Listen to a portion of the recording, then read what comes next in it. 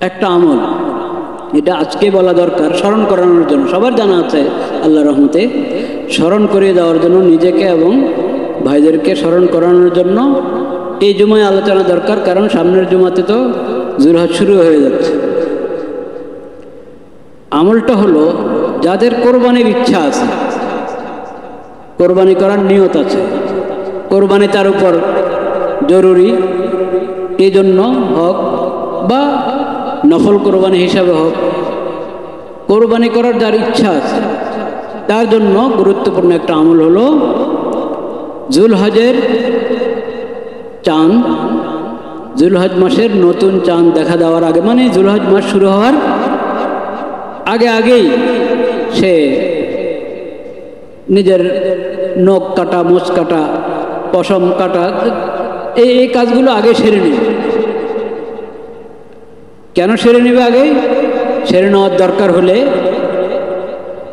সেরে নেবে, কারণ জুলহজ মাস শুরু হওয়ার পর কোরবানি করা পর্যন্ত এই সময়টুকুতে ওই ব্যক্তির জন্য যে কোরবানির নিয়ত করেছে, এরাদা করেছে, তার জন্য বিধান হলো সে নখ কাটবে না, মোচ কাটবে না, শরীরের আরও যেই জায়গার পশম ফেলে দিতে হয়, অনেক দিন পর্যন্ত এটা রাখা যায় না, ওই জিনিসগুলো কাটার সময় এই 10 দিন না, জুলহজের প্রথম তারিখ, মানে প্রথম তারিখ বলতে চাঁদ দেখা দেওয়ার পর থেকে ওই রাত থেকে শুরু হবে কোরবানি করা পর্যন্ত, এই সময়টুকুতে আমি এই কাজগুলো থেকে বেঁচে থাকি।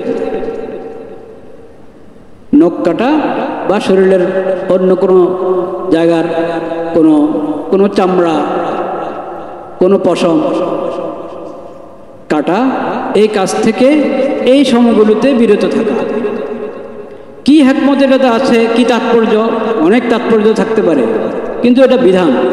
নবী করিম সাল্লাল্লাহু আলাইহি সাল্লাম বলেছেন যে কোরবানি করার ইচ্ছা পোষণ করেছে সে যেন এই 10 দিন জুলহজের চাঁদ দেখার পর থেকে কোরবানির করা পর্যন্ত এই কাজগুলো থেকে বিরত থাকে। এটা আমাদের মনে থাকা দরকার, এটা গুরুত্বপূর্ণ সুন্নাত।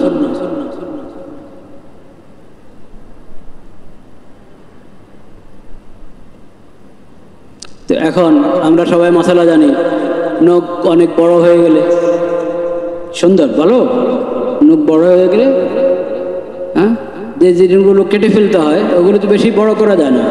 মানে আগে থেকে এতদিন খেয়াল করি নাই, এখন যখন খেয়াল করলাম জুলহজ শুরু হয়ে গেছে, তো 10 দিন পরে আবার কাটতে হবে, তখন একটু অসুন্দর হতে পারে। সেই জন্য এটা হলো ওই আমলটার জন্য এই কথা, তাই না? যে ওই বিধানের অংশ না এটা, ওই বিধানটার উপর আমল করতে গেলে আমার সাধারণ যে বিধান, সেই বিধানের উপর আমি আগে আমল করলে তো ওই বিধানের উপর আমল করাটা কি হবে? সহজ হবে। সেজন্য স্মরণ করিয়ে দিলাম।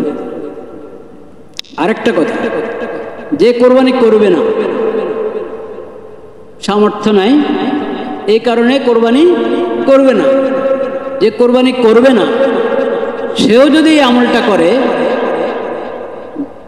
অন্যরা যেরকম কোরবানি করার পর তার নখ কাটলো, অন্য পশম যা কাটার কাটলো,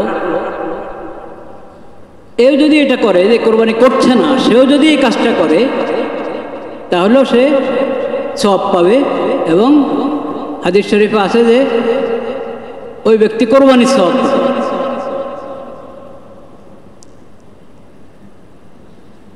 আবু দাউদ শরীফের মধ্যে হাদিসটি আছে, উমিরতু বিয়াউমিল আযহা ঈদান জাআলাহু আল্লাহু আযজা ওয়া জাল্লা লিহাযিহিল উম্মাহ। قال الرجل أرأيت إن لم أجد إلا منيحة ابني أفأضحي بها؟ قال لا، ولكن تأخذ من شعرك وأظفارك وتقص شاربك وتحلق عانتك فتلك تمام أضحيتك عند الله عز وجل.